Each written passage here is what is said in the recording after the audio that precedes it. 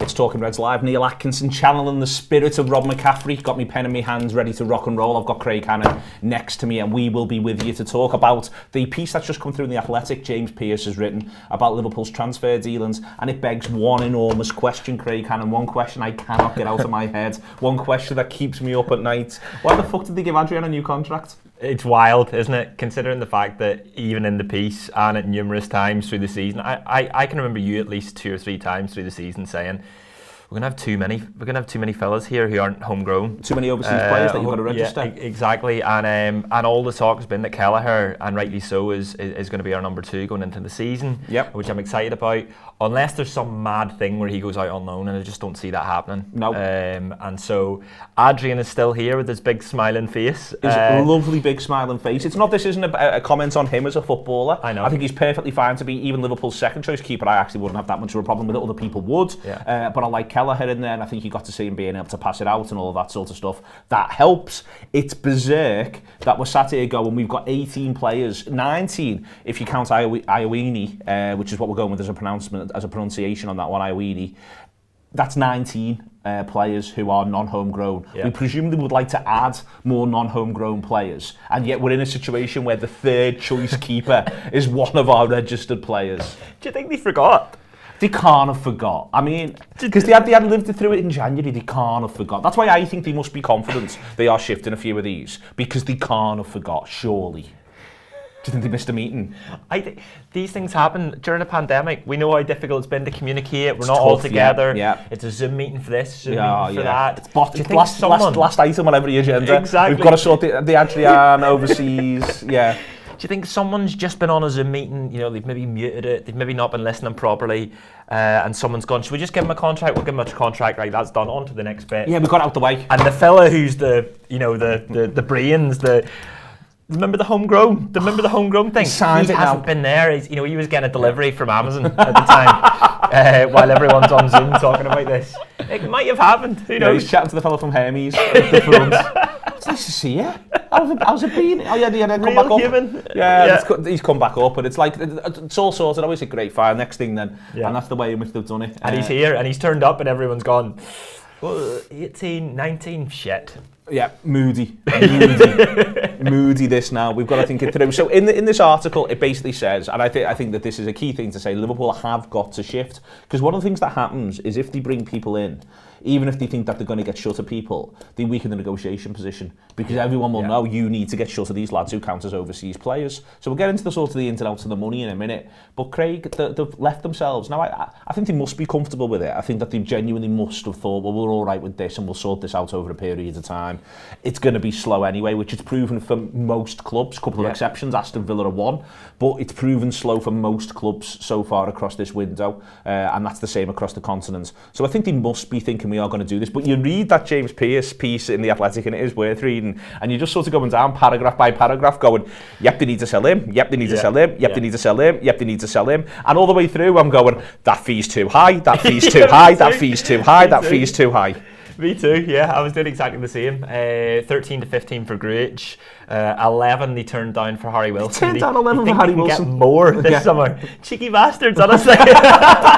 This is the opposite. I've called it. Jordan came in and he said, what should we call the show? And I said, call it LFC Sale Bonanza. That's what I said, call it LFC Sale Bonanza. But this is the opposite of a sale. This is not everything must go. I know what everything must go looks like, and it is not this set of prices. There's a lot. Do you know what? Whenever you total up the amount that Pearce puts in, like you're talking 50, 60 million. It's more. I've got it. So we'll just run through it dead quick. I want to come back on the homegrown thing, but we'll run through it dead quick. Greenwich 15, Phillips 15, that gets us a 30. Wilson upwards of 11, let's just say 12 for the sake of argument, and that gets us to 42.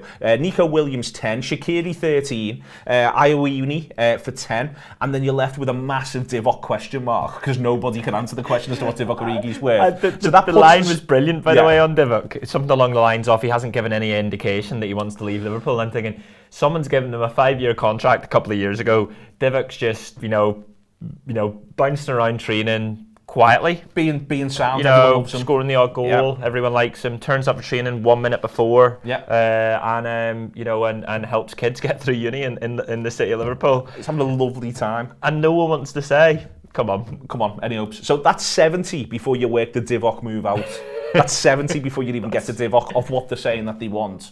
And then Divock becomes possibly, let's just sort of say 85 or even 90. Yeah. So that's what they're looking at in terms of those outs that are in this James Pearce piece. But then, so what we're really good at, or what we've been good at in the past, and maybe just, that hasn't included Minamino, who doesn't actually come up in the piece, but I'm going to write him down. So Minamino as well, you think there's a fee for. So what we've been good at, but maybe we've decided we don't want to do this anymore, but Kabak at 8 million becomes Liverpool can't really do Kabak at 8 million because of the homegrown thing. Even if we felt that there was a pathway around this and something like that, we actually just cannot justify doing it at this point because we just end up with another player who we can't register. Yeah, it's difficult. The Kabak thing, if you're playing Footy Manager, you're playing or you're playing FIFA, you're going, right, I'll sell Phillips there for 15, I'll bring Kabak in, he'll be the 5th choice, we'll stockpile centre-backs because we've all been scarred by last season. We'll do Ben Davies. Yeah, he can go now for 8 million quid to Celtic. All great. I've actually just paid for Kabak with those two. But it's the homegrown thing. And also the fact that we've told Kabak that we're not going to be signing him, and he's left his home in Formby. He said, which sounds really sad. He leaves. Imagine them all going, actually, right, lad, we've got you on the cheap. This is what we think you're worth. Come back. I think whenever you go through the Grujic, Wilson,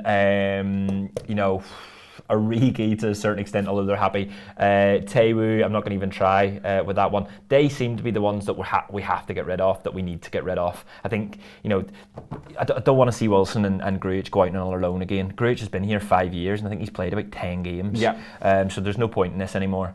Get sort of 10 to 15 million. If you get 15 million, you're laughing. I don't think you do. You get 10. Well, Porto would just sort of go, and we're not bothered in that he didn't actually play that many games.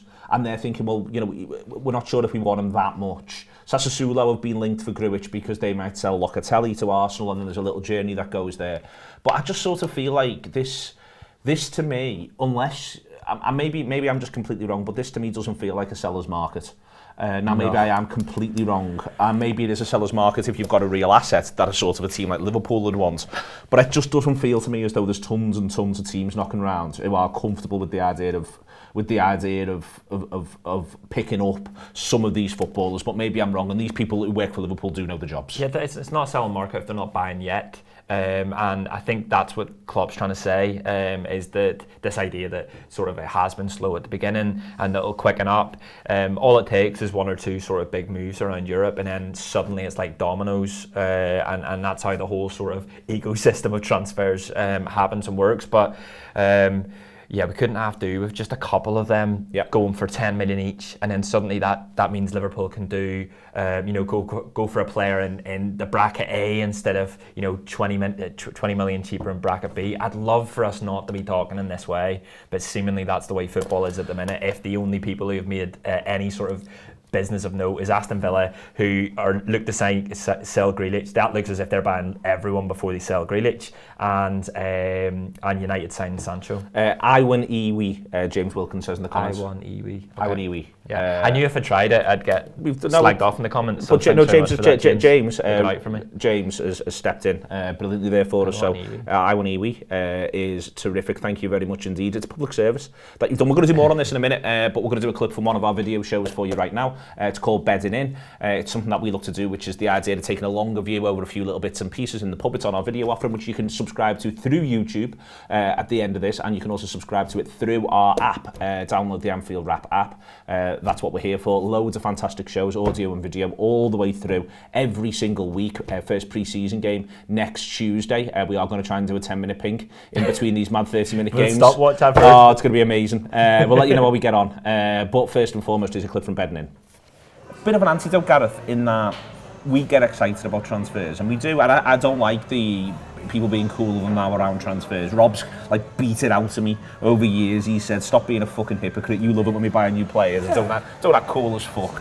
And he's right, and he is right, and we're all right about that. But then I think there's a flip side of it at times, which is the thing that happens in summers or towards the end of seasons, is you do forget what the players you've had have done for you. Yep. You begin to really take the lads that you've had for granted because there's all these new shiny toys.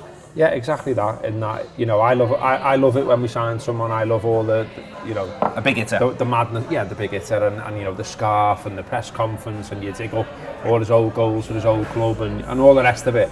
But equally, yeah, I think you're right in that, you know, you see some of the conversations online and you can't help but see them, especially in what we're doing. You have to look, there's no escape.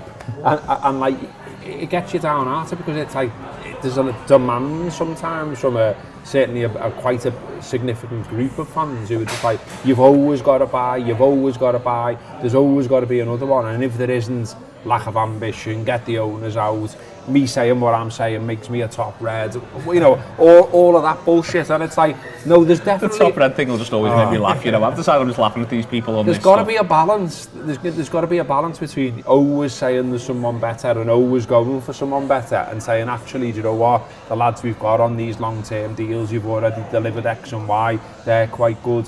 This lad here who's been here since he was 6 and is now 20 and is getting better year on year, I'm excited about seeing more from him as well. And it's like, you know, it's the black and white thing and the no grey, isn't it? I think is the problem here. You know, like if Curtis Jones starts in midfield, like in one of the first games of next season, that does not automatically mean lack of ambition. It means a lad has worked really hard for 14 years and is getting something back for it. That's boring. And no, but that's what it sort of mean. Like, and that's why I've got a bit of sympathy for that, because I think people think that's boring in a sense, in that it's not the new shiny thing. It's not bringing it in. I think the lad working really, really hard becomes, you know, I think it's the difference, you know, between watching a long form television or just getting a really boss film where loads of things explode, basically. And that's one of the things that this is, you know, that's what it becomes, and I think that's hard for people.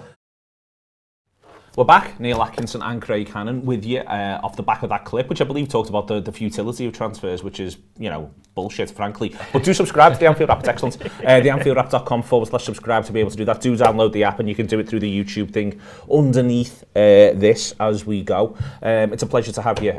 We produce about 14 audio shows and about sometimes 12 videos across the course of a weekly basis. It's £10 a month for both of them. I think it's substantial value for money, everything you need about Liverpool Football Club from the heart of the city, and as we get closer and closer to games coming back, we'll be offering you that vibrancy that the place will have. Liverpool, massive home games, first one Burnley, second one Chelsea, fourth one in the league, Manchester City at home. Strap yourselves in, it's going to be a hell of a season, and I expect Liverpool to start fast.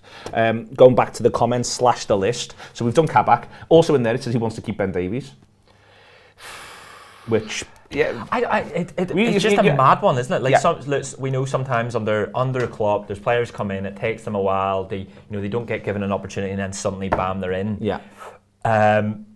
We just didn't see him at all, and I don't know how much injuries played of that. I don't know how much the fact that last season was on such a knife edge that there were absolutely no risks to be taken towards the end, but also there were plenty of opportunities where we had 0 centre backs, and he went for the younger Williams in his place. But we'll see. Getting a pre-season under his belt will be massive for him. Well, and we might also get to see what he looks like, see when the kid's yeah. Or we might just sell him. Yeah, well, I mean, there's a possibility. They said that he's been told he's not getting transferred. Ben Darcy on the Twitter says that the overseas rule doesn't stop us buying Gravenberch, Doku, Camavinga, etc. I love Gravenberch, by the way. Do you? I absolutely love him. Why'd you love him?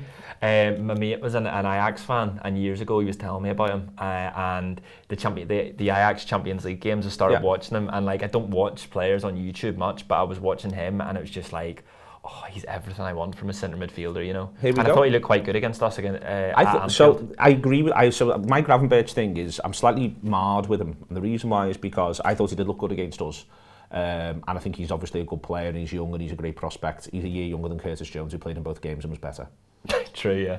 And I genuinely remember coming out from both of those Ajax games going, if Curtis Jones played for Ajax and had put those performances in, people would be saying you should be paying 90 million quid for this lad. And I still think Jones has got a long way to go. Sort of went under the radar as well, how good he was against Ajax in both those games. I know exactly what you mean. Sometimes the player that you've got at your own disposal, you sort of overlook that, and you see the lovely Gravenberch in the future. But I'd love both of them. Well, you could have both of them, and that is worth pointing out. And then they grow together, and hopefully you're talking about them being Liverpool players for 10 years. But we'll put that to one side for it. But they can buy Gravenberch, Doku, Camavinga, because they don't need to be registered until they are over 21. But that would not make them homegrown in the future. Liverpool, maybe the meeting that was missed was, what are we going to do with this homegrown overseas issue, and can we deal with it? It's one of the many reasons why I buy Dele Alli. I heard you on another show. 6'2", you know. I'm not against something like that because he's a great player. He's stalled, obviously. I think probably with the new manager coming in and all of that, he's going to get a new start and so on. He's got new hair as well, which looks fabulous. It's always worth noting, I think. Yeah, no, it is worth noting. 6'2". That's what's worth noting. The idea of being able to go to Brighton or Burnley. Didn't he like Liverpool when he was a kid? Loves the Reds. Yeah. So go to Brighton or Burnley. Play Gomez at right back, Konate and Van Dijk, Fabinho, Henderson and Dele Alli, and Sadio Mane on the pitch as well, who's great in the air. Firmino was a 6-footer and everyone forgets and just go, what the fuck are you going to do now, boys? Look at the size of these lads. It's the best thing about the pre-season photos so far is that you go, Konate, fucking hell, you're massive, and then you go, everyone else is massive because they're not actually that much smaller than him. No. Do you know what I mean? Absolute bigger units. than Van Dijk, brilliant. Yep, absolute units. Comments then as we go all the way through.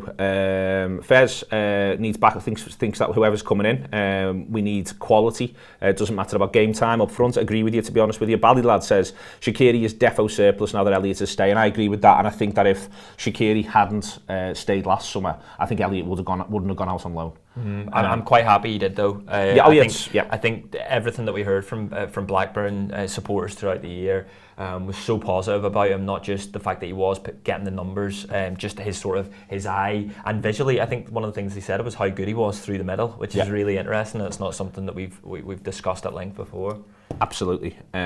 We've got Ashai Jeju, who says the solution is staying is right in the eye. It's called Harvey Barnes. Listen, I'm all on the Harvey Barnes train. The question is prizing him from Brendan Rodgers' mitts, as I think Brendan will be also all in on the Harvey Barnes train. John McLean, presumably the one from Die Hard, asks, is there any truth in the Brentford for Harry Wilson rumour? I mean, John, checking the rumour mill in amongst fighting off terrorists. I hope he's a Brentford in the Catamoni Park Plaza. Oh, so do I. Yeah. And he's just tuned in. Yeah, he's come for. Yes, hopefully. Hopefully your boys are in for him. I did see that West Brom and Brentford were after him. I'm not sure if that was permanent or loan. I think James Pearce mentioned it in his athletic piece, but it's a good move. Bit of Origi in and out chat. Calvin Phillips then to be the long-term replacement for Henderson comes in. I'm a bit sceptical around that, not because of. And I think he's obviously a really good player. I think one of the things we miss on Henderson is how good a passer of the ball he is.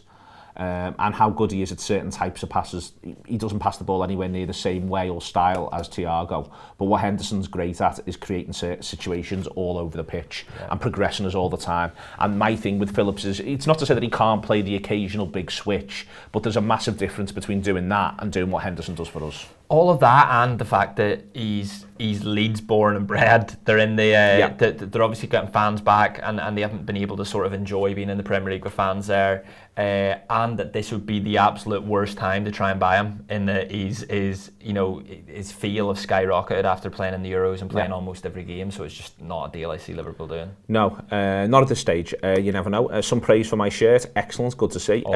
Strong discernment on that one. Is there an argument to be in the market for Grealish given the homegrown factor? I just don't think we're that desperate, and I don't quite know where he plays for us, and I just don't want him to ever leave Aston Villa. Don't be a fridge. Come on. I don't want him to leave Aston Villa. I think he should be Birmingham's finest. Yeah, there's something about him at the Euros, and I know there was so much sort of pressure heaped on him, even though he was on the bench. But every time he came off for England, there was this real sort of everyone stood up, going, right, here we go. We mean business now, and I'd love that for the Reds. He tore us to shreds in that 7-2, didn't he, out on the left?